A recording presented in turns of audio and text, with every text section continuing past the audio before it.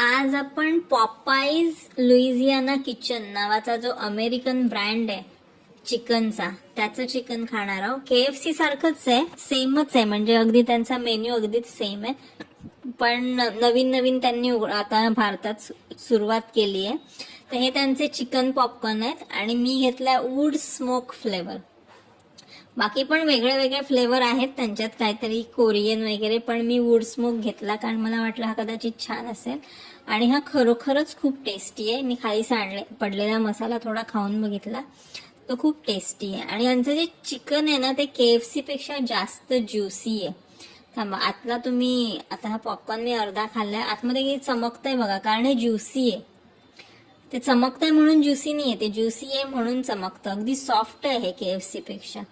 आणि आता मसाल्याबरोबर जेव्हा खाल्लं ना तेव्हा तर हा अतिशय जास्त टेस्टी लागला. ऍक्च्युली हा जो मसाला त्यांनी वर असा काहीतरी शिमटून दिला, त्याच्याऐवजी बाजूला जर टाकून दिला तर बरं पडेल. पेरूला कसं आपण मीठ लावून खातो तसेच पॉपकॉर्नला हा मसाला लावून खाता येईल. अतिशय उत्तम आहे हे, फार चविष्ट प्रकरण आहे. 4च घेतले मी, कारण त्यांचा मिनिमम क्वांटिटी 4च आहे.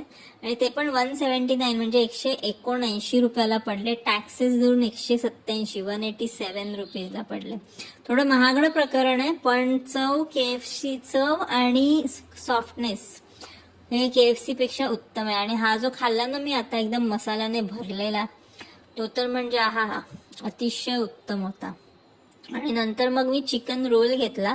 तर हा चिकन रोल बघा केवढा छोटूसा आहे. हा चिकन रोल म्हणजे मी जर हाताने याला कव्हर केलं ना तर एका हातात तो पूर्ण असा मावेल माझ्या ओंजळीत, एवढा छोटासा चिकन रोल आहे.